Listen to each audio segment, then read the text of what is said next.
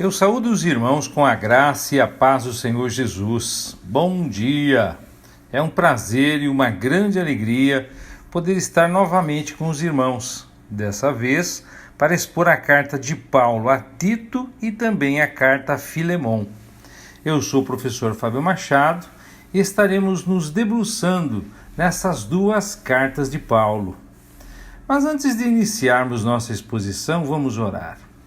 Pai querido, muito obrigado por mais essa maravilhosa oportunidade e privilégio de compartilhar tuas sagradas letras com esses irmãos amados.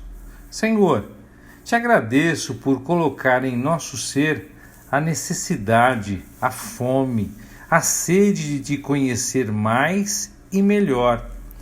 Obrigado pelo teu Santo Espírito, que nos guia em toda a verdade e nos ilumina nessa jornada.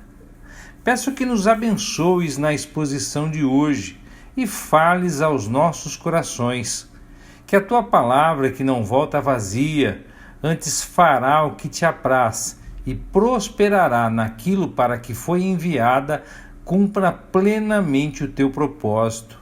É o que eu te peço, em nome de Jesus. Amém. Queridos, antes de iniciarmos o texto propriamente, vamos a uma pequena introdução da carta de Paulo a Tito. Tito é o 56º livro da Bíblia e 17º do Novo Testamento. Neste livro, acompanhamos as palavras de incentivo e os conselhos dados pelo apóstolo Paulo a Tito em relação à igreja. A autoria do livro é atribuída ao apóstolo Paulo. Ele escreveu enquanto estava em Nicópolis, na Macedônia, aproximadamente de 65 a 66 d.C. Ao longo dos 3 capítulos, podemos entender que Tito foi designado para orientar os cristãos que estavam na ilha de Creta, local onde havia pouco conhecimento sobre as doutrinas do Senhor.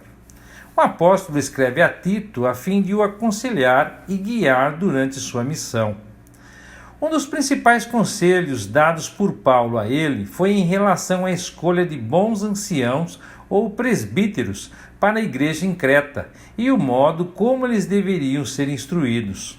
O apóstolo também o alerta sobre ter cuidado com os enganadores, que transmitiam falsos ensinamentos e, como diz Paulo, confessam que conhecem a Deus, mas negam-no com as obras, sendo abomináveis e desobedientes e reprovados para toda boa obra. Paulo também dá instruções para os idosos, para que sejam sãos na fé e sirvam de exemplo para os mais jovens, e aconselha os jovens a serem moderados. Além disso, o apóstolo aconselha os cristãos a manterem-se fiéis à palavra do Senhor. Paulo aconselha a todos a viverem sãos na fé, afastando-se de falsas doutrinas. No capítulo 1, dos versos 1 a 5, Paulo se identifica como servo ou escravo de Deus e apóstolo de Jesus Cristo, enviado para fortalecer a fé daqueles que Deus escolheu e para ensinar-lhes a verdade que mostra como viver uma vida de devoção. Verdade essa que dá a esperança da vida eterna, que Deus, aquele que não mente, prometeu antes dos tempos eternos e que agora, no devido tempo, ele revelou essa mensagem. E por ordem de Deus, Paulo foi encarregado de realizar esse trabalho. E ele escreveu essa carta a Tito, seu verdadeiro filho na fé, desejando que Deus, o Pai, e Cristo Jesus, nosso Salvador, lhe dê graça e paz. Dos versos 5 a 9 do capítulo 1, Paulo deixou Tito na ilha de Creta para que ele completasse o trabalho e nomeasse presbíteros em cada cidade, conforme orientado. E o critério moral e ético para aferir o candidato ao exercício do presbiterato era altíssimo. Ele deveria ter uma vida irrepreensível, ser marido de uma só mulher e seus filhos deveriam partilhar de sua fé e não terem fama de devassos e nem rebeldes. O presbítero ou bispo, que administra a casa de Deus, Portanto, deve ser irrepreensível. Não deve ser arrogante, nem briguento, não deve ser beberrão, nem violento, nem dominado pela ganância. Deve ser hospitaleiro e amar o bem. Deve viver sabiamente, ser justo, piedoso e ter uma vida de devoção e disciplina. Deve ser plenamente convicto da mensagem fiel que lhe foi ensinada, de modo que possa encorajar outros com o verdadeiro ensino e mostrar aos que se opõem onde eles estão errados. Dos versos 10 a 16 do capítulo 1, essas exigências são necessárias porque há muitos rebeldes que promovem conversas inúteis e enganam as pessoas, principalmente aqueles que insistem na necessidade da circuncisão, ou seja, os judaizantes. Por isso é preciso calá-los, pois com seus ensinamentos falsos eles tinham desviado famílias inteiras da verdade, pois sua motivação principal é obter lucro desonesto. A situação era tão grave que até mesmo um deles, um profeta nascido em Creta, reconheceu que os cretenses são mentirosos, animais cruéis e comilões preguiçosos. Como isso era de fato verdade, Tito deveria repreendê-los severamente, a fim de fortalecê-los na fé, deixando de dar ouvidos a mitos judaicos e às ordens daqueles que se desviaram da verdade. Pois, para os que são puros, tudo é puro, mas para os corruptos e descrentes, nada é puro, pois eles têm a mente e a consciência corrompidas, afirmando conhecer a Deus, mas o negando por seu modo de viver. Eles são detestáveis e desobedientes e não servem para fazer nada de bom. No capítulo 2, Paulo vai falar sobre o ensino correto na vida da igreja. Dos versos 1 a 10, Paulo instrui a Tito que suas palavras deveriam refletir o ensino verdadeiro e continua a dar-lhe as instruções de que os homens mais velhos deveriam ser equilibrados, respeitáveis, sensatos, sadios na fé, no amor e na perseverança. Do mesmo modo, as mulheres mais velhas deveriam viver de modo digno, não deveriam ser caluniadoras nem beberronas, antes deveriam ensinar o que é bom, instruir as mulheres mais jovens a amarem seus maridos e os filhos, a viverem com sabedoria e pureza, a trabalharem no lar, a fazer o que é bom e a ser submissas aos seus maridos. Assim, não envergonhariam a palavra de Deus. Quanto aos jovens, eles deveriam viver com sabedoria. Paulo admoesta a Tito que ele mesmo deveria ser exemplo da prática de boas obras. Sendo assim, tudo o que ele fizesse deveria refletir a integridade e a seriedade de seu ensino e mensagem, a ponto de ninguém a criticar, para que os que se opusessem ficassem envergonhados e nada tivessem de ruim para dizer a respeito de Tito e do Evangelho.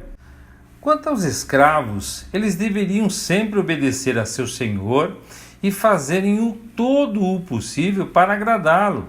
Eles não deveriam ser respondões nem roubar, mas mostrar-se bons e inteiramente dignos de confiança, evidenciando e tornando atraente em todos os sentidos o ensino a respeito de Deus, o nosso Salvador.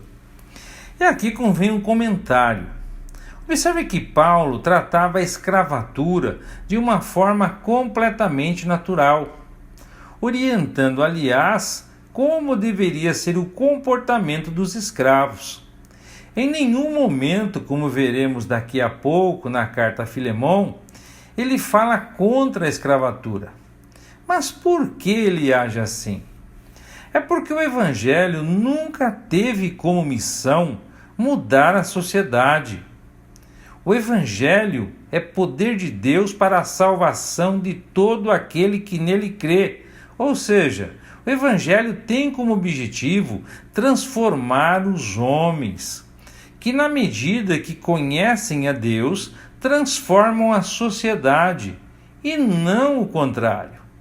Infelizmente, hoje escutamos todo tipo de associação que não tem nada a ver com o Evangelho. Associação política, social, ecológica, entre outras coisas.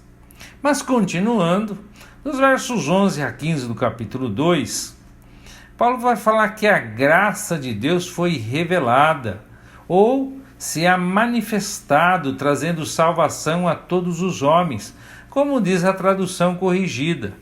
Essa graça tem nome, chama-se Jesus, e esteve presente em todo o Antigo Testamento, mas revelou-se ou manifestou-se no Novo Testamento. Por isso somos instruídos a abandonar o estilo de vida ímpio e os prazeres pecaminosos e viver nesse mundo perverso com sabedoria, justiça e devoção, enquanto aguardamos esperançosamente o dia em que será revelada a glória do nosso grande Deus e Salvador, Jesus Cristo, que entregou sua vida para nos libertar de todo o pecado, para nos purificar e fazer de nós seu povo, inteiramente dedicado às boas obras. Por isso, Tito deveria ensinar essas coisas e encorajar os irmãos a praticá-las, corrigindo com autoridade quando necessário e não permitindo a ninguém desprezá-lo. No capítulo 3, dos versos 1 a 7, Paulo instrui a Tito para que ele lembre a todos que se sujeitem ao governo e às autoridades, sendo obedientes e sempre prontos a fazer o que é bom, não caluniando ninguém, evitando brigas, sendo amáveis e mostrando a verdadeira humildade. Pois em outros tempos, eles, assim como nós, éramos insensatos e desobedientes, vivíamos no engano e éramos escravos de muitas paixões e prazeres, cheios de maldade, inveja e ódio uns para com os outros. Porém, quando Deus revelou sua bondade e seu amor em nós, Ele nos salvou, não porque tivéssemos feito algo justo, mas por causa de sua misericórdia, e nos lavou para remover nossos pecados e nos fez nascer de novo, dando nova vida por meio do Espírito Santo. Além disso, o Senhor Jesus generosamente derramou o Espírito sobre nós, e por causa de sua graça, nos declarou justos e nos deu a esperança de que herdaremos a vida eterna. Como essa afirmação é digna de confiança, Tito então deveria insistir nesses ensinamentos, para que todos os que creem em Deus se dediquem a fazer o bem. Afinal, são ensinamentos bons e benéficos para todos. Entretanto, Tito não deveria se envolver em discussões tolas sobre genealogias intermináveis, nem em disputas e brigas sobre a obediência às leis judaicas, pois são coisas inúteis e perda de tempo. Mas se porventura alguém causar divisões, essa pessoa deveria ser advertida 2 vezes e depois disso rejeitada, porque tais pessoas se desviaram da verdade e condenaram a si mesmas com seus pecados. Nos versos 12 a 15 do capítulo 3, Paulo dá as instruções finais. Paulo planejava enviar Ártemas ou Tíquico para cuidarem da igreja. E assim que um deles chegasse, Tito deveria ir ao encontro de Paulo em Nicópolis, passar um tempo em comunhão com ele. Tito também deveria ajudar Zenas e Apolo na viagem deles, providenciando tudo de que precisassem, ensinando o povo a fazer o bem, ao suprir as necessidades urgentes de outros, para que ninguém fosse improdutivo.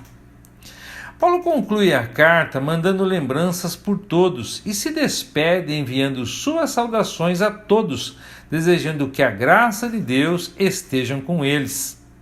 É assim, queridos, nós concluímos a carta de Paulo a Tito. Agora nós vamos para a carta de Paulo a Filemon. E aqui então, como de costume, uma pequena introdução. A carta de Filemão vai falar de Onésimo, um escravo de um cristão de Colossos chamado Filemão, que aparentemente roubou o patrão e fugiu para Roma. Ali ele encontrou-se com Paulo, que o levou para Cristo. E Onésimo foi de grande ajuda para Paulo. Este, depois de pedir a Tíquico que entregasse as cartas para os Efésios e os Colossenses, também lhe pediu para levar Onésimo de volta para Filemão, junto com essa carta de recomendação, dando a notícia da conversão de Onésimo e exortando Filemão a perdoá-lo e recebê-lo como um irmão em Cristo. Filemão, como cristão, com certeza trataria Onésimo bem, mesmo antes da conversão deste. No entanto, sob o Império Romano, os escravos não tinham nenhum dos direitos exigidos pela lei mosaica. Embora Paulo aqui e em outras passagens, como eu disse, não desafie diretamente a instituição da escravidão, ele pretendia que o tipo de relacionamento entre Filemão e Onésimo melhorasse muitíssimo o destino de todo escravo romano com um senhor cristão. Com relação à autoria e à data, Paulo escreveu essa carta aproximadamente no ano 61 depois de Cristo, durante a prisão domiciliar dele em Roma, por volta da mesma época em que escreveu Efésios e Colossenses. Dos versos 1 a 3, Paulo saúda Filemão com o título de nosso amado cooperador, junto com Áfia, Arquipo e a igreja que se reúne na casa deles. Embora Paulo nunca tenha estado em Colossos, acredita-se que ele tenha levado Filemão até Cristo. E provavelmente que esse rico cristão orou por Paulo e investiu financeiramente em seu ministério. Provavelmente Áfia era esposa de Filemão e Arquipo seu filho. Em Colossenses, Paulo parece sugerir que Arquipo tornou-se pastor em Colossos, quando Epáfras, fundador da igreja, foi para Roma visitar o apóstolo na prisão. De todo modo, Filemão parecia ter toda a sua família sob controle. Dos versos 4 a 7, Paulo agradeceu a Deus pelo amor, generosidade e pelo ministério de auxílio de Filemão, direcionado a Paulo e outros cristãos. Ele orou para que o testemunho de Filemão por Cristo continuasse a ser eficaz. O louvor de Paulo pode ser tanto uma expressão de respeito por Filemão, como uma tentativa de amolecê-lo para o pedido que faria a seguir. Nos versos 8 a 16, Paulo chega ao principal motivo da carta: pedir a Filemão que aceite Onésimo, o escravo fugitivo, de volta em sua casa. Aparentemente, Onésimo foi para Roma e foi levado para Cristo por Paulo. Onésimo foi uma grande ajuda para o apóstolo, que veio a amá-lo muito. Ele pediu a Filemão para receber o ex-escravo como um irmão em Cristo, exortando a ver a providência de Deus até mesmo na desobediência de Onésimo, uma vez que ela resultou na salvação deste. Onésimo quer dizer proveitoso ou útil. Até a conversão, qualquer semelhança entre seu nome e seus atos seria puramente acidental. Mas agora, Cristo tinha tornado todas as coisas novas e Filemão foi convidado a dar uma chance a Onésimo, dele estar à altura do nome que carregava. Embora Paulo, como apóstolo, pudesse ter, digamos assim, constrangido Filemão a aceitar Onésimo, ele preferiu apelar a ele como amigo.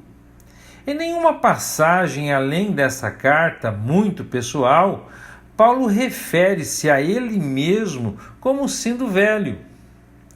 Dos versos 17 a 21, Paulo apelou por Onésimo com base na amizade com Filemão. na disposição dele, Paulo, em reembolsar Filemão pelo delito de Onésimo, e na dívida espiritual de Filemão para com Paulo, como a pessoa que o levou a Cristo. Talvez os comentários de Paulo a respeito do próprio sofrimento na prisão, como diz o verso 9, também tenham sido uma tentativa, não muito sutil, de transferir para Onésimo a simpatia de Filemão por Paulo. Nos versos 22 a 25, Paulo, evidentemente esperando ser libertado da prisão domiciliar, ele anunciou a esperança de visitar Filemão em breve. A evidência, no entanto, sugere que ele foi de fato libertado da prisão, porém mais tarde foi preso de novo e morto. Então não podemos afirmar que ele conseguiu de fato realizar essa visita a Filemão. É assim, amados, concluímos a exposição de hoje e a carta a Filemão. Que o Eterno os abençoe e até a próxima, se Deus quiser.